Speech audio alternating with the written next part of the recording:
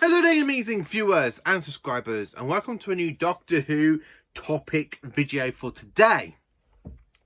So for today's video, I'm going to talk about my 10 favourite Doctor Who villains. Now, there have been so many fantastic alien villains from every single era of the Doctor, but I can't really say my top 100 villains, you know, because I have to sit. It will take me a very long list. So for me to sit here and do my top 10 is a really achievement for me, because when I was writing this list out basically all week, because I've been watching Doctor Who, listening to Doctor Who through Big Finish and watching it, and I'm like, oh no, these are my interesting. These are my top 10. Oh no, so things do change, unfortunately, and two alien species have kind of been moved out of my top 10, which I am sorry about, but I am going to do an honourable mention for them when we get to the top 3. So by the time we get to 4, after we've done 4, I'm literally just going to do my honourable mentions and then carry on with 3, 2 and 1. So let's dive into it. So number 10 is the Warlords. Now the Warlords were introduced in a Patch of Troughton story, aka the War Games, until the Timeless put the whole species on trial and kind of exiled the entire planet, basically wiping it from existence. Back then, the Timeless were very godlike. They had very godlike powers, and when you kind of see that the Warlords are being erased from time and space, it's like, damn, the Time Lords are vicious. And these alien creatures, I really do enjoy them, because not only are they like just basically for war, but they've gone around with the Time Lord, aka the War Chief, built time machines, gone around picking people up from Earth, you know, from different civilizations, like the American Civil War. We've got the Scottish going on. We've got the Romans. We've got World War II. And it's just a really interesting story, the War Games is. And I do love the Warlords. And I like the leader as well of the Warlord, like the Warlords leader. I can't remember his name. And I really do absolutely like him, because he's actually interesting. And I would actually love to have the Warlords return, but it's going to be doubtful, since the Time Lords kind of erased them out of existence in time and space. Number 9, in ninth place, I've had to put these ones in because these ones are just so iconic, appearing in 3 Doctor Who stories. It's the Sea Devils. I just absolutely love the Sea Devils. I mean, this is our planet. I really love the Sea Devils. I mean, the Sea Devils were first introduced back in 1972 in, of course, the Doctor Who and the Sea Devils. Then they were reintroduced in Voice of the Deep with Peter Davison, and more recently in Legends of the Sea Devils with Jodie Whittaker. And even though the 2 follow-on stories from the Sea Devils, yeah, weren't that great. I mean, Voice of the Deep has got a few problems. Legends of the Sea Devils, I really do enjoy it, but I know some people don't actually enjoy it, and I don't really want them to go off my channel.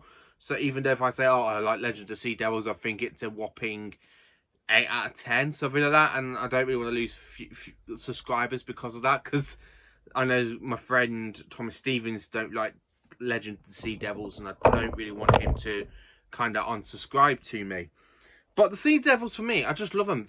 I really love them. I mean, the very first story I ever watched with the Sea Devils was actually the Sea Devils, and I watched that with my granny when it was on repeat on UK Gold, and he was living up in Market Drayton in Shropshire. And I remember stopping over there the one weekend, and all 6 episodes was being like reshown on UK Gold. And I remember sitting down watching it with him, and he goes, I remember watching this, Paul, back in 1972. And I'm like, really, Grandad? Yeah.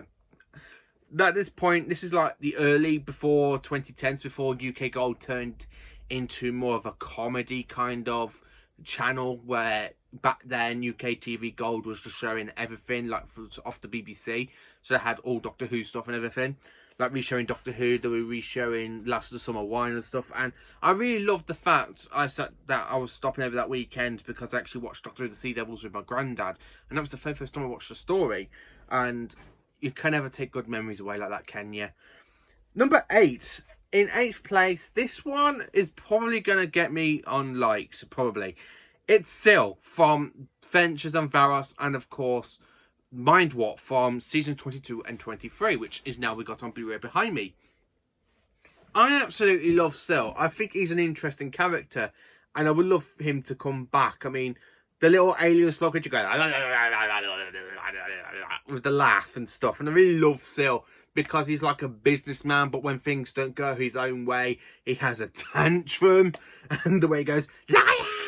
I really do like Sil. He's a very bad-tempered businessman for an alien slug. And it's absolutely brilliant. I really love him. I think he's an interesting character. I mean, last time we saw him, he was turning Perry into a bird. And then, of course, when a season later, when we go to his actual home planet on Theta Beta, he's actually interesting villain. He's actually interesting villain. The way he recognises the Doctor says, so long since Ferris, Doctor.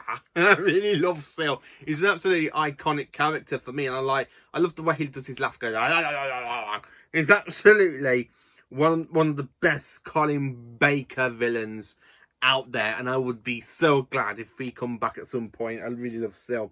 7th place, it is the Ice Warriors. Now, the Ice Warriors have made so many appearances in Doctor Who, from the first introductory story, aka the Ice Warriors, and then of course we go to the Seas of Death, then the Curse and Monsters of Paladon, and then of course we go to Cold War and Empress of Mars.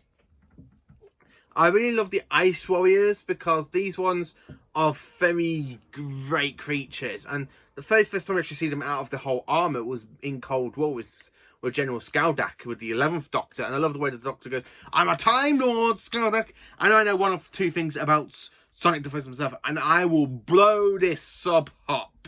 I really do genuinely love the Ice Warriors. I think every time they come back, it's like a really interesting. I mean, the two Troughton stories, they're like the villains, where for John Pertwee, the Curse of Paladon, they're like they're actually the good guys, you know, and then they go back to their villainous ways into the Monster of Paladon, and then of course in Cold War and Empress of Mars. I really love the Ice Warriors. I love the actual the Ice Warrior Queen from the Peter Capaldi episode, because I really think she was interesting. And even though we did have the very first appearance of the Ice Lords in the Seas of Death, and going into the Monsters of Paladon, I absolutely love them. I would love to see the Ice Lords come back, and I just really love the Ice Warriors. 6th place, it is the Saigons, the shape-shifting aliens, so they can kidnap you, store you inside the ship to keep your body print, and they can actually transform into you. The shape-shifting Saigons who tried to invade Earth multiple times. I mean, they tried back in 1975, and the 4th Doctor stopped them. In 2013, they reappeared in the 50th anniversary in Day of the Doctor, and of course we had the War 10th and 11th Doctors defeat them and kind of make a peace treaty by wiping their minds. And then of course they returned in the Saigon invasion with Peter Capaldi, and you know what, they're absolutely iconic. I love the Saigons, the shape-shifting ability. I love the shape-shifting aliens that can literally go from hide their form into human form. I love the way that, like, if I could say anything, I prefer them in New Who than I do in Classic Who, because in Classic Who, the way the shapeshifters is kind of like reddish type light, where now we kind of see them like transform into Kate Stewart or into Clara or into Oswin, you know, so much. And I do like the Ice Warrior, the Saigons.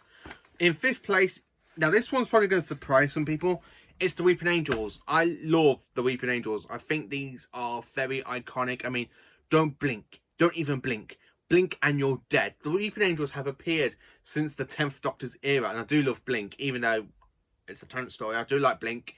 I love the Matt Smith 2-parter, Flesh and Stone, and of course the Time of Angels. I really love them. I love the way that Snap Angel boxes throat open to steal his voice box so the Angel can communicate with him. I also love the fact we have so much stuff going on for him. I mean, they did return in the Angels Take Manhattan, and then of course recently in Doctor Who Flux, the Village of the Angels. I think the Weeping Angels are absolutely brilliant. I mean, 1 minute they're statues, the next they can either sap you back in time, they can rip open your throat and steal your voice box. And I really love the Weeping Angels, and if it amuses you, they can turn you into their form like they did to the 13th Doctor. I really love the Weeping Angels, and I'm glad they came back for Flux. I would like to see them come back at some point. In 4th place, it is the Master. Yes, every version of the Master I really enjoy, because every new actor that has played the Master or Missy does bring something new to the role. A bit like when the Doctors, when we get a new Doctor, that they bring something else to the role of the Doctor. But I really love every version of the Master. But I have to say my favourite incarnation of the Master is Anthony Ainley. Because it's just Anthony Ainley. He is the Master. Anthony Ainley feels so much like the Master to me, and so does Roger Delgado. They're the two actors that can actually play the Master really, really well. They're my top two Masters. I love, like, John Sims' Master. I prefer him with Peter Capaldi than with David Tennant. Even though I do like the Sounds of the Drums and Last of the Time Lords, I just don't like the End of Time. I really don't like the End of Time. I'm sorry to say that, but I think the End of Time is just a really bad regeneration story. But Michelle Gomez is absolutely brilliant. We got Jeffrey Beavers, we have Peter Pratt, and then of course Eric Roberts, which in the TV movie he isn't that good, but apparently he's a lot better in Big Finish. I still got to get his series Master and of course Masterful. I still need to get them. So yeah, 4th place it is the Master. In 3rd place, it's the Santarans. I'm sorry to say this, but the alien clone race, potato heads Santarans. I really love the Santarans. I mean, the only time they weren't actually a proper tool was in the Two Doctors, but from Time Warrior, the Santaran Experiment, Invasion of Time, then of course the Santaran 2-parter, then every episode of Distracts and War of the Santarans, they're back to being small. And I really love the Santarans. I mean, these creatures, if I could say one thing about the Santarans that I would love to see to come back in Doctor Who's future, it's the music from the Two Doctors. Because the Two Doctors' music for them, it gives them something potential. It gives them that these alien creatures are soldiers. They're going to kill you in an instant. And that's what the Santarans do. And I do love the Santarans. I absolutely want these to come back at some point in RTD2. If they do come back. But I kind of want them to stay in the black suits that in Doctor Who Flux. Because I never really liked the blue military suits they wore in the Tennant era. I'd rather leave them in the actual colours they wore in Classic Who and Flux, because that is just a really great design for them, and I do love the Santarans. Honourable mentions. Now, as I said, there are 3 honourable mentions that I want to include because I couldn't really fit them into my top 10. So, first honourable mention, the Autons. I absolutely love these creatures. Controlled by the Nesting consciousness, they have armorage in their arms because they're plastic dolls. As soon as they open their arms, go and the gun pops out, and the Autons appeared in 3 main Doctor Who stories, and of course cameoed in The Big Bang and Pandorica Opens. But the main stories actually appeared in Spearhead from Space, Terror of the Autons, and of course Rose. I just really love the Autons. I really want them to come back. Number 2 honourable mention is of course the Silence. These alien creatures that are there, but as soon as you look away, they are not there. And if they can even electrocute you to death and watch your body fall apart. But I really love the Silence, and I would like to see them come back at some point. Even though these are a Stephen Moffat creation, I would hope Stephen Moffat would just say, yeah, just bring them back. I think this is where I think the design comes off the painting called the Screamer of the painting, and I do like the design. And of course, my 3rd honourable mention is the Savine. The aliens that literally can skin you alive, rip open all your bodies and bones, and use your skin to hide the big fat alien bodies. And when they're in your alien bodies, all you hear is farting from them.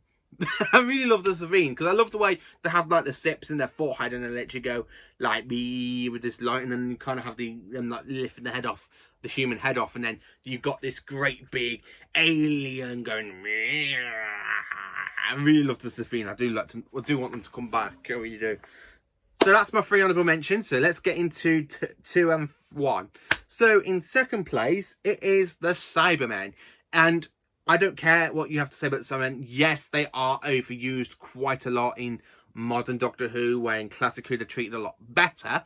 But I still enjoy the Cybermen because I love the way these robotic humans, that literally humans that have been converted into Cybermen to get rid of all emotions and everything, and they want to become like you. If I'm going to say what my favourite design of the Cybermen is, it's the 1980s, from Earthshock down to Silver Nemesis, even though Silver Nemesis has a bit of a change to him, but they're still the 1981s. And they're my favourite design of the Cybermen. And of course, I do like the kind of parallel universe ones, even though I don't like Series 2, but the Polar ones are a good design. I do love their design, and the fact they're coming from the Polar universe into our universe, and that design kind of stays even till now. Because the last time we saw that design was in the Associate of the Cybermen. I'm glad the Stephen Moffat ones kind of went when Stephen Moffat did, because I never really liked the kind of Iron Man type Cybermen, because they do remind me a bit of Iron Man, and you know, Doctor Who and Marvel should really be kept separate. And the Cybermen, even though these Cybermen have converted themselves to become more faster and more deadlier, and they can upgrade at any time they want, I just prefer the 80s Cybermen more to these ones. Even the 60s Cybermen, I love the 60s Cybermen more than the Stephen Moffat ones. And then, of course, my number one favourite villains is the Daleks. I just love every single design of the Daleks. The Daleks are mutant head creatures born from the planet Skaro, mutated from the alien race known as the Carleds.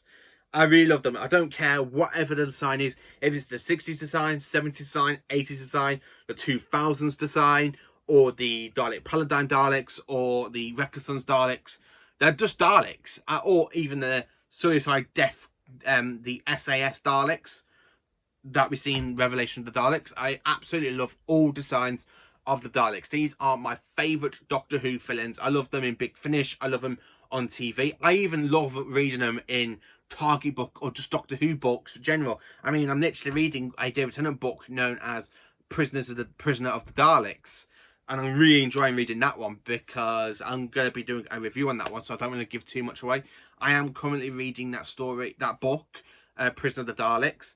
These are just generally my all-time favourite Doctor Who villains. I just absolutely love the Daleks. I mean, yes, some Daleks, even though the Daleks are literally like overused quite a lot in modern Who, same with the Cybermen, but that's the thing, it's because they're popular. The Daleks and the Cybermen are very popular with Doctor Who fans, and to try and get more viewers in, I think the Cybermen are a bit different, but I think the Daleks have to be in every single series or special because of a contract with Terry Nation's family. That have to be in every single season or just some point in Doctor Who.